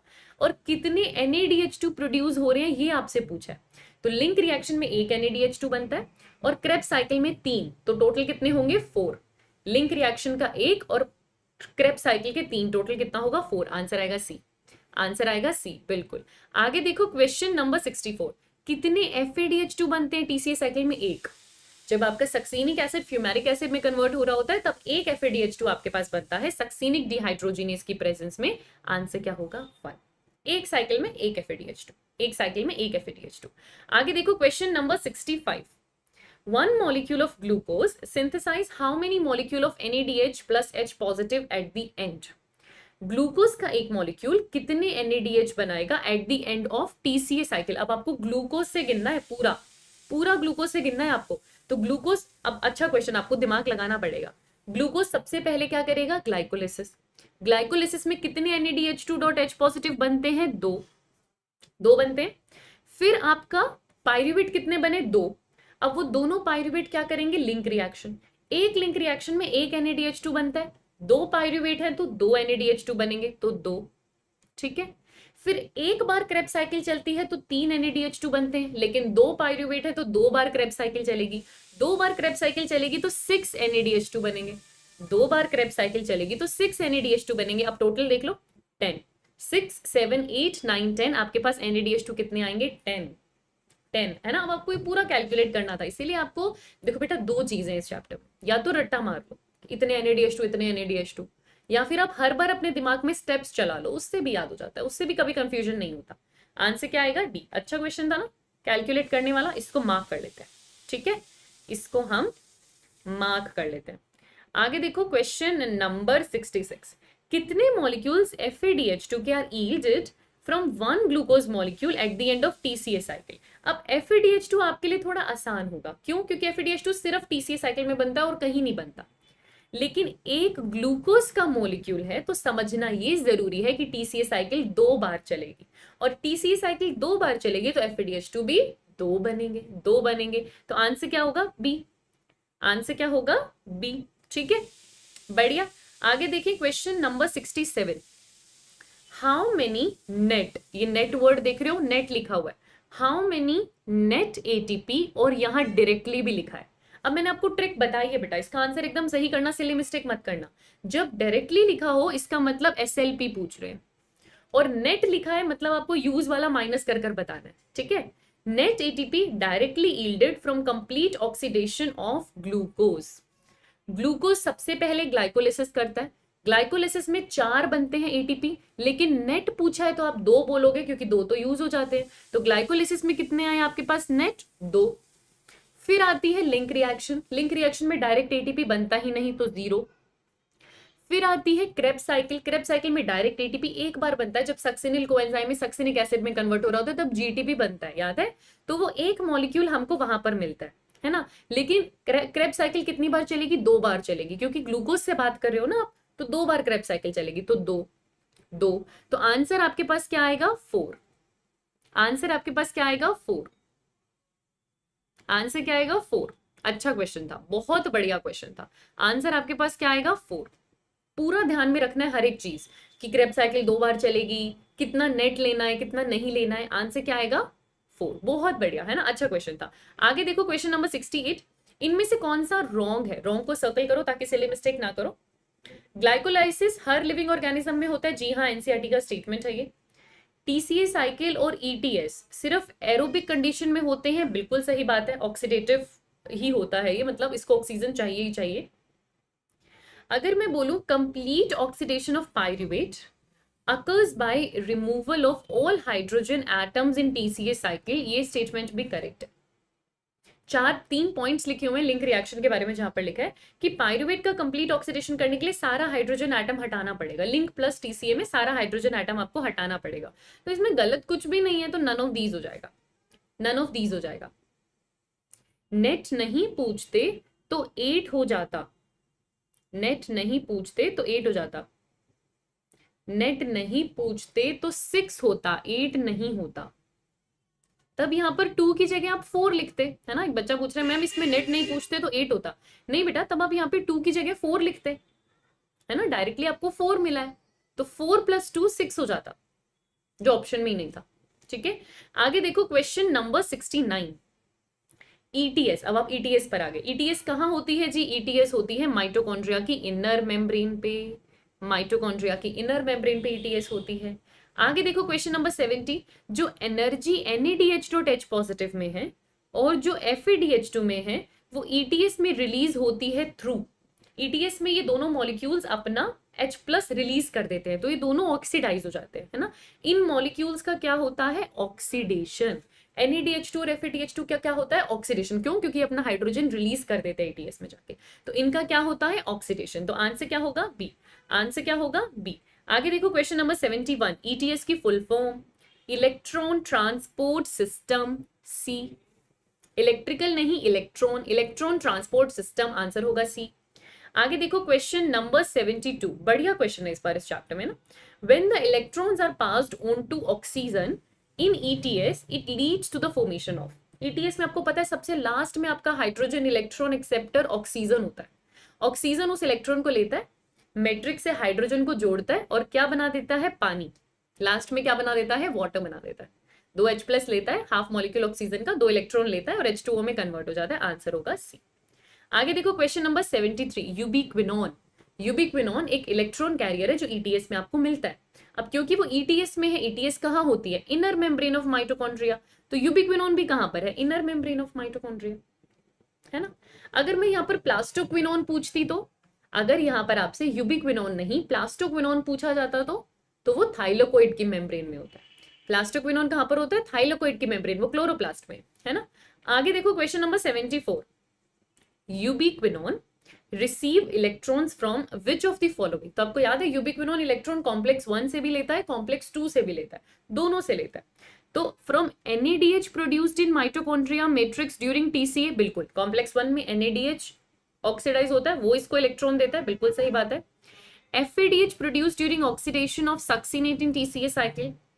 TCA में सक्सिनेट से जब फ्यूमेरेट बनता है तभी तो FADH2 बनता है, और ये FADH2 कॉम्प्लेक्स 2 पे इलेक्ट्रॉन देता है, बिल्कुल। और आपका यूबिक्विनोन कॉम्प्लेक्स 1 और कॉम्प्लेक्स 2 दोनों के इलेक्ट्रॉन देता है। कितने ट्विस्टेड वे में आपसे पूछा गया था, पर दोनों स्टेटमेंट एकदम करेक्ट है। तो दोनों ही स्टेटमेंट करेक्ट है, आंसर होगा सी। दोनों ही स्टेटमेंट करेक्ट है, आंसर होगा सी। आगे देखो, electrons from NADH produced during TCA are oxidised by which enzyme. जो NADH बना वो इलेक्ट्रॉन्स देगा TCA में, कौन सा एंजाइम? NADH dehydrogenase. इसीलिए तो कॉम्प्लेक्स 1 का क्या नाम होता है? NADH डिहाइड्रोजिनेस कॉम्प्लेक्स, है ना? एंजाइम का नाम क्या है? NADH डिहाइड्रोजिनेस, जो हाइड्रोजन रिलीज करेगा NADH2 में से।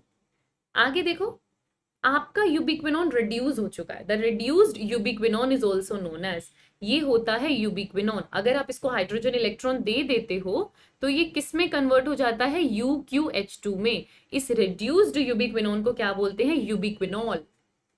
क्या बोलते हैं? यूबिक्विनॉल। कॉम्प्लेक्स 1 कॉम्प्लेक्स 2 ETS के कॉम्प्लेक्स है बेटा, ये तो आपको पढ़ना पड़ेगा चैप्टर में डिटेल में। 5 कॉम्प्लेक्स पढ़ते हो आप ETS के, तो 2 कॉम्प्लेक्स यहाँ पर है। अच्छा, फिर आपके पास आ रहा है साइटोक्रोम C, बहुत इंपॉर्टेंट, काफी इंपॉर्टेंट, क्योंकि ये एक स्पेशल कैरेक्टर रखता है अपने पास, ये मोबाइल इलेक्ट्रॉन कैरियर है। है ना। तो साइटोक्रोम सी क्या है, एक इलेक्ट्रॉन कैरियर है, खुद एक प्रोटीन है। साइटोक्रोम सी क्या है, प्रोटीन है ना। अच्छा, तो आंसर क्या होगा जी, सी। आंसर क्या होगा यहाँ पे, सी। आगे देखो 78, इनमें से कौन सा साइटोक्रोम सी का फंक्शन है। साइटोक्रोम सी क्या करता है, कॉम्प्लेक्स 3 से इलेक्ट्रॉन उठाता है और कॉम्प्लेक्स 4 को देने का काम करता है। ठीक है, तो ये किस किस के बीच में है, मोबाइल इलेक्ट्रॉन कैरियर है कॉम्प्लेक्स 3 और 4 के बीच में। कॉम्प्लेक्स 3 से इलेक्ट्रॉन उठाएगा, कॉम्प्लेक्स 4 को दे देता है, इसीलिए ये मोबाइल कैरियर है जो 3 और 4 के बीच में आता है। आंसर होगा डी। आंसर होगा डी। आगे देखो, साइटोक्रोम सी ऑक्सीडेज कॉम्प्लेक्स क्या है। साइटोक्रोम सी ऑक्सीडेज वो कॉम्प्लेक्स है जो साइटोक्रोम सी को ऑक्सीडाइज करेगा। साइटोक्रोम सी को ऑक्सीडाइज कौन करेगा, जो साइटोक्रोम सी से इलेक्ट्रॉन ले लेगा। साइटोक्रोम सी से इलेक्ट्रॉन कौन लेता है, कॉम्प्लेक्स 4। कौन लेता है, कॉम्प्लेक्स 4।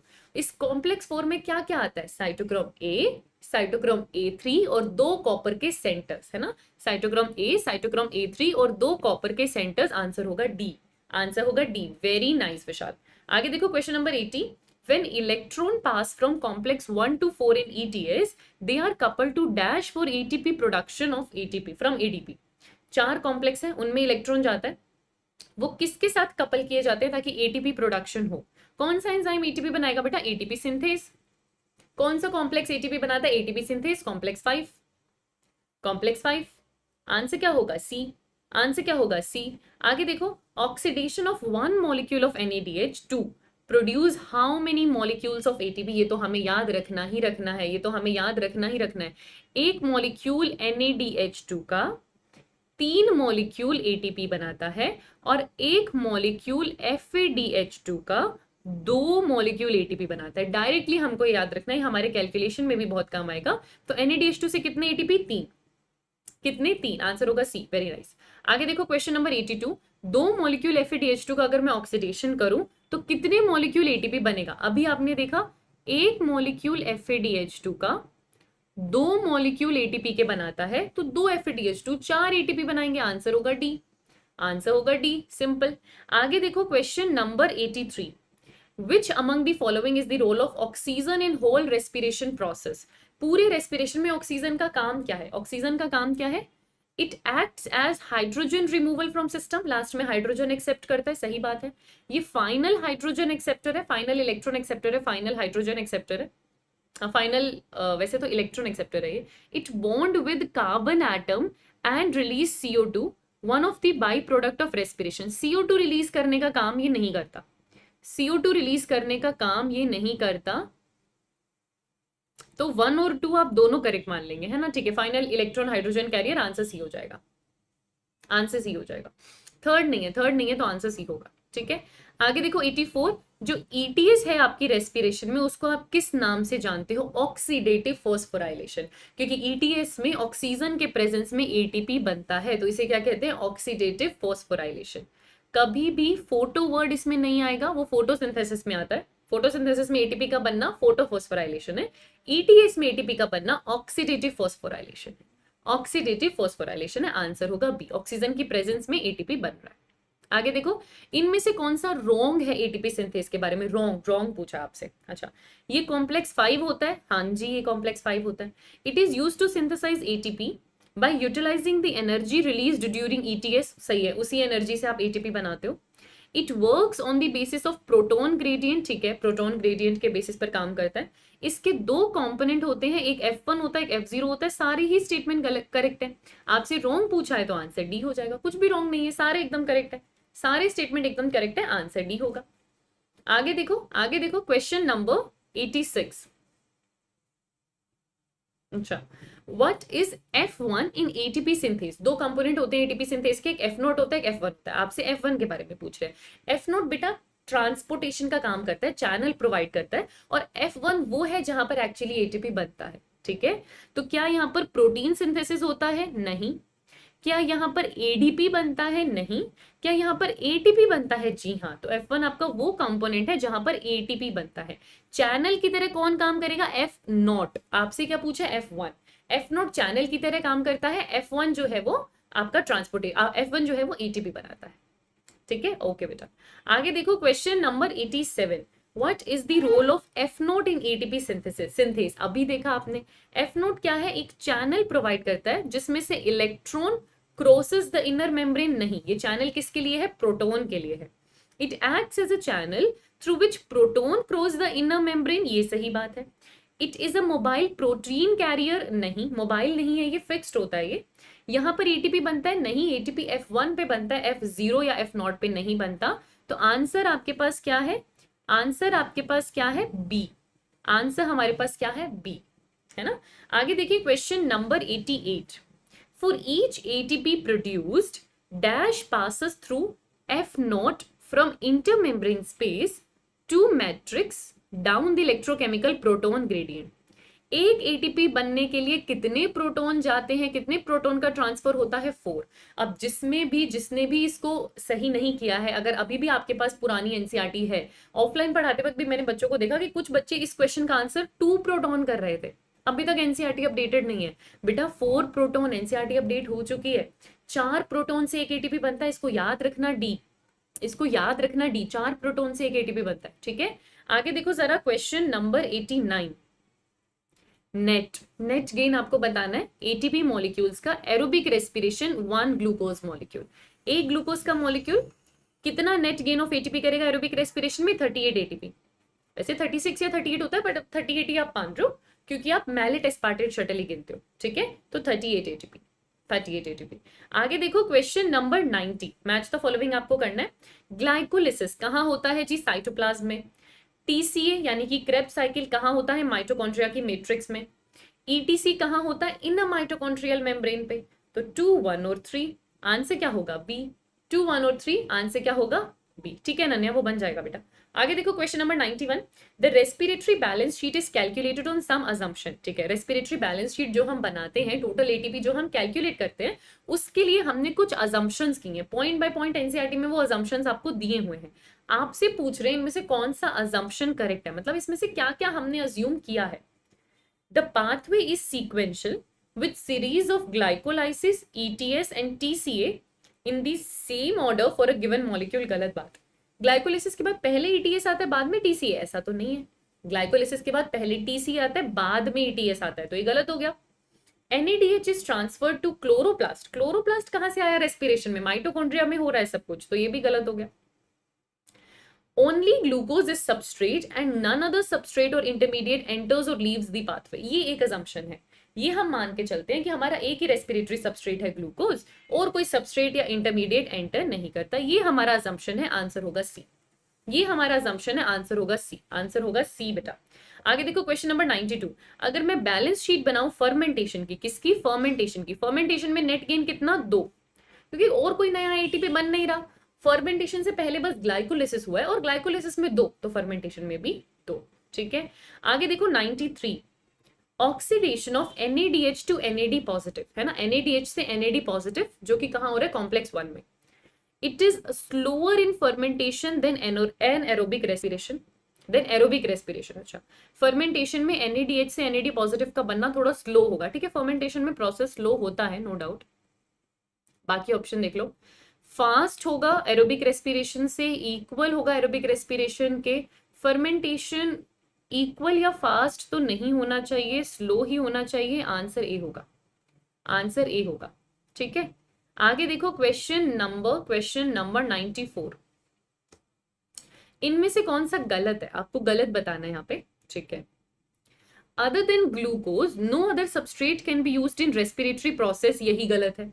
सिर्फ ग्लूकोज थोड़ी यूज करते हो आप, बहुत सारे सबस्ट्रेट यूज कर सकते हो। रेस्पिरेटरी पाथवे एम्फीबॉलिक है, जी है। Different substrate enter at different stage in respiratory pathway, बिल्कुल। एम्फीबॉलिक पाथवे वाला वो चार्ट याद करो एनसीईआरटी का, किसी भी स्टेज पे कोई भी सबस्ट्रेट एंटर कर सकता है, सही बात है। तो गलत क्या हो गया? ओनली 1। गलत क्या हो गया? ओनली 1। आगे देखो question number 95। Which among the following is wrong? Wrong को सर्कल करना है, सिली मिस्टेक नहीं करनी। Other than glucose no other substrate can be used, यही गलत है। बहुत सारे सबस्ट्रेट आप यूज कर सकते हो। रेस्पिरेटरी पाथवे एम्फीबॉलिक है, एम्फीबॉलिक है। Different substrates enters at different stage in respiratory pathway, बिल्कुल सही बात है। ये दोनों स्टेटमेंट एकदम सेम ले लिए ना इन्होंने, ये तो एकदम सेम क्वेश्चन आ गया, एकदम सेम क्वेश्चन आ गया। आंसर होगा ओनली 1 फिर से। एकदम सेम क्वेश्चन 2 बार आ गया है ना, आंसर एक ही होगा। आगे देखो question number 96, fats as respiratory substrate convert to which compound first. Fat सबसे पहले टूटता है फैटी एसिड और ग्लिसरॉल में, याद रखना फैट सबसे पहले टूटता है फैटी एसिड और ग्लिसरॉल में, फिर फैटी एसिड जाता है एसिटाइल कोएंजाइम ए पे ज्वाइन करता है, और ग्लिसरॉल आपका जाता है धाप के पास, डीएचएपी के पास। पर पहले क्या बनता है, ग्लिसरॉल और फैटी एसिड, तो आंसर होगा डी, आंसर होगा डी। हाँ बच्चे बिल्कुल। आगे देखो question number 97, match the following आ रहा है आपके पास। अमीनो एसिड्स, अमीनो एसिड जब टूटता है ना प्रोटीन, तो कौन सी स्टेज पर एंटर कर लेता है, पायरुविक एसिड पर कर लेता है, पायरुविक पर भी कर लेगा, क्रेब्स साइकिल पर भी कर लेगा, एसिटाइल पर भी कर लेगा। फैटी एसिड एसिटाइल कोएंजाइम से एंट्री लेते हैं, ग्लिसरॉल धाप से एंट्री लेता है। तो आंसर क्या होगा आपके पास 132, यानी कि ए, ऑप्शन ए। ठीक है, अरे वाह, very nice Mansi, that's really great. आगे देखो क्वेश्चन नंबर 98, आपको करेक्ट चूज करना है according to the given sequence, sequence देखना। ठीक है, अच्छा ग्लाइकोलिसिस है बेटा, देखो इसको ध्यान से, ग्लाइकोलिसिस है, पहले आपके पास कोई भी कार्बोहाइड्रेट हो, कोई भी सुक्रोज है ना, डायरेक्ट ग्लूकोज भी हो सकता है, कोई और कार्बोहाइड्रेट भी हो सकता है, जो भी कार्बोहाइड्रेट आपके पास होगा सबसे पहले आप उसको कन्वर्ट करोगे ग्लूकोज में, यानी कि 5, फिर ग्लूकोज को कन्वर्ट करोगे ग्लूकोज 6 फॉस्फेट में, यानी 1। ठीक है, ग्लूकोज 6 फॉस्फेट से आप कन्वर्ट करोगे उसको फ्रक्टोज 1,6 बिसफॉस्फेट में। ठीक है, फिर आएगा यानी कि 4 फ्रक्टोज 1,6 बिसफॉस्फेट, धाप के पागल यानी कि 6, और सबसे लास्ट स्टेप में बनेगा पायरुविक एसिड यानी कि 2। तो आंसर क्या होगा आपके पास 351,462, आंसर होगा डी, आंसर होगा डी, आंसर होगा डी, बिल्कुल। अच्छा क्वेश्चन था। आगे देखो क्वेश्चन नंबर 99, एकदम लास्ट टॉपिक आपकी एनसीईआरटी का, रेस्पिरेटरी कोशेंट। इनमें से क्या क्या आरक्यू के बारे में करेक्ट है। Respiratory quotient is also called respiratory ratio, सही बात है। It is the volume of O2 released over volume of CO2 evolved, नहीं नहीं, it is the volume of CO2 evolved upon volume of O2 consumed, upon volume of O2 consumed. बिल्कुल बिल्कुल सक्षम, इसके बाद एनसीईआरटी रीड करने की जरूरत नहीं है, एक एक लाइन एनसीईआरटी की कवर हो जाती है इसके अंदर, है ना, बेस्ट तरीका है रिवाइज करने का। ठीक है, तो ये गलत हो गया। आरक्यू अलग अलग सबस्ट्रेट का अलग अलग आएगा, जी हाँ।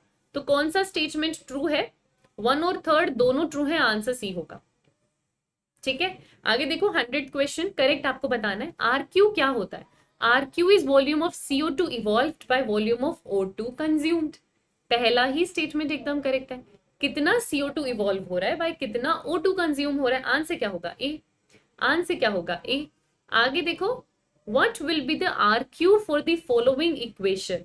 आपको दिया है एक एसिड, ऑक्सीजन की प्रेजेंस में उसका ब्रेक डाउन कर रहे हो, है ना, और एनर्जी बन रही है। बेटा ये फैट दिया है आपको, ये फैट दिया है आपको, ये एनसीईआरटी में ही एग्जैक्टली ये इक्वेशन आपके पास आती है ना। आपको पता है किसी भी सबस्ट्रेट का आरक्यू आप कैसे कैलकुलेट करोगे, volume of CO2 evolved by volume of O2 consumed. अब यहाँ पे CO2 इवॉल्व कितना है 102, और O2 कितना है 145। अब ये वही फैट का आंसर है जो आपको एनसीईआरटी में दिया हुआ है, जो आपको एनसीईआरटी में दिया हुआ है। तो फैट के लिए आप कितना याद करते हो, है ना, फैट के लिए आप कितना याद करते हो, 0.7 याद करते हो, 0.7 याद करते हो, वही सेम इक्वेशन है, आंसर डी होगा, आंसर डी होगा, 0.7 होगा, बिल्कुल बिल्कुल 0.7 होगा, डी होगा। आगे देखो क्वेश्चन नंबर 102, आरक्यू बताना है प्रोटीन्स का। प्रोटीन्स का कितना याद करते हैं हम, less than 1.9, less than 1.9, protein का 0.9 करते हो, फैट्स का 0.7 करते हो, है ना, और प्रोटीन का 0.9 करते हो।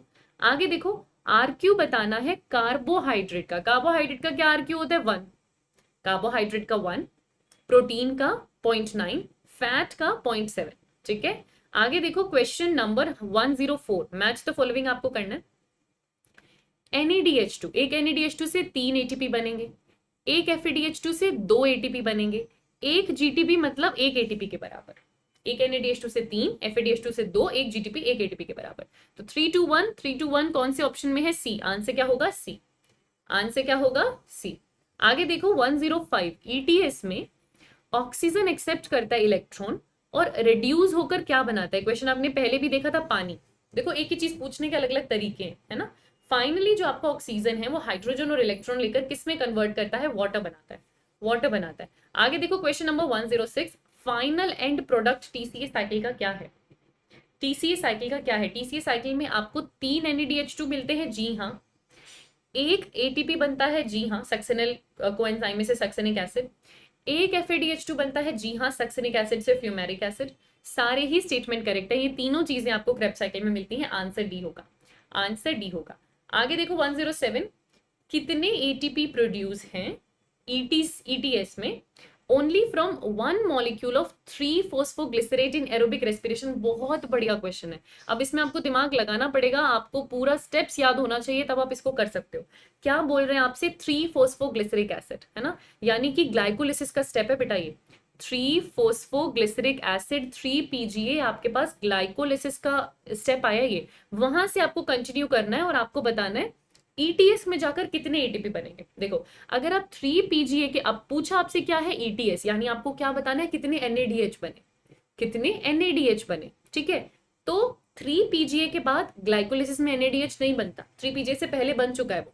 जब PGAL BPGA में कन्वर्ट हो रहा था तब NADH बन गया। वन मॉलिक्यूल ऑफ 3 PGA कहने का मतलब कि ग्लाइकोलिसिस में NADH2 नहीं बना होगा, नहीं बना होगा, ठीक है। अच्छा, एक मॉलिक्यूल है 3 PGA का, तो इससे एक ही मॉलिक्यूल बनेगा पायरुविक एसिड का, 2 मॉलिक्यूल नहीं बनेंगे। दूसरी चीज, एक ही मॉलिक्यूल बनेगा क्योंकि खुद एक मॉलिक्यूल है, ठीक है। ये पायरुविक एसिड करेगा लिंक रिएक्शन, ये पायरुविक एसिड करेगा लिंक रिएक्शन, ठीक है। ये पायरुविक एसिड करेगा, अरे ये क्यों नहीं चल रहा है भाई, क्या हो गया? ये पायरुविक एसिड करेगा लिंक रिएक्शन। लिंक रिएक्शन में कितने NADH2 बनेंगे? एक मॉलिक्यूल NADH2 का बनेगा क्योंकि एक ही बार लिंक रिएक्शन होगा, ठीक है जी। फिर आपका ये जाएगा आगे क्रेब्स साइकिल में। क्रेब्स साइकिल भी कितनी बार होगी? एक ही बार होगी क्योंकि एक ही मॉलिक्यूल है पायरुवेट का। क्रेब्स साइकिल में आपके पास कितने NADH2 बनेंगे? मेरे पास 3 NADH2 बनेंगे और एक FADH2 बनेगा। करेक्ट लग रहा है आपको? 3 NADH2 बनेंगे, एक FADH2 बनेगा। तो टोटल आपके पास ग्लाइकोलिसिस में NADH2 बना नहीं, एक बना लिंक रिएक्शन में क्योंकि एक ही मॉलिक्यूल था। एक बार क्रेब्स साइकिल चली तो 3 NADH2 और एक FADH2, और ये सब जाएंगे किसमें? ETS में। आपसे सिर्फ ETS पूछा है, आपसे सिर्फ ETS पूछा है। तो अब देखो इसको, एक NADH2, 3 NADH2 यानी 4 NADH2। अब ये जो 4 NADH2 है, एक 3 ATP बनाता है तो टोटल 12, और एक FADH2 है जो कि 2 ATP बनाता है यानी कि 2, तो 12 + 2 आंसर होगा 14, आंसर होगा 14। ये हार्ड नहीं है बेटा, ये बहुत मिनिमल सी कैलकुलेशन है, मुझे एक्सप्लेनेशन में टाइम लगा। अगर आपको ये क्लिक क्लिक क्लिक कर गया ना तुरंत, आपको नहीं इतना टाइम लगने वाला था, सीधा आपको देखना था। अच्छा, 3 PGA मतलब NADH2 नहीं बनेगा ग्लाइकोलिसिस में। लिंक एक बार चलेगी एक NADH, एक बार क्रेब चलेगी 3 NADH, टोटल 4, 4 से मिलेंगे 12 ATP। एक FADH2, 2 ATP यानी कि 2। बहुत सिंपल था, इसमें 1 मिनट भी नहीं लगता था पूरा। अगर आपको सच में मतलब आपके दिमाग में वो साइकिल पूरी चलती है, जितना अच्छा इमेजिनेशन, उतने बढ़िया से आप ये क्वेश्चन कर सकते थे। आंसर 14 होगा। ये बहुत बढ़िया एक्सप्लेनेशन है उन क्वेश्चंस का जो आउट ऑफ एनसीईआरटी नहीं है, डायरेक्ट एनसीईआरटी है, पर आपका कॉमन सेंस यूज करते हैं, है ना। तो ये आपका क्वेश्चन ऑफ द डे है आज का, बहुत बढ़िया क्वेश्चन था। आंसर क्या होगा? 14, आंसर क्या होगा? 14, ठीक है। तो यहाँ पर आपका रेस्पिरेशन इन प्लांट्स कंप्लीट हो जाता है। बहुत बहुत बधाई हो आपको, एक चैप्टर आपने प्लांट फिजियो का भी कर लिया। सारे चैप्टर्स हम यूं कंप्लीट कर लेंगे। इंपॉर्टेंट ट्रिक्स आपके पास आ ही रही हैं, जैसे कल हमने इंपॉर्टेंट सेल्स और उनके शेप्स रिवाइज किए थे। एक अलग तरीका एनसीईआरटी रिवाइज करने का, नहीं देखा है तो वो वीडियो जाकर देख लो, बहुत हेल्प होता है ऐसे क्वेश्चन से। अपने मार्क्स मुझे कमेंट सेक्शन में जरूर बताओ। बेटा जीटीपी इसलिए नहीं इंक्लूड करेंगे बच्चे यहाँ पे क्योंकि ईटीएस पूछा ना, जीटीपी का क्या करोगे, ठीक है। कमेंट सेक्शन में मुझे अपने मार्क्स जरूर बताना, और एक बार ये बताना अगला चैप्टर कौन सा करना चाहते हो, ठीक है। Okay, thank you so much and happy learning, happy learning बच्चों।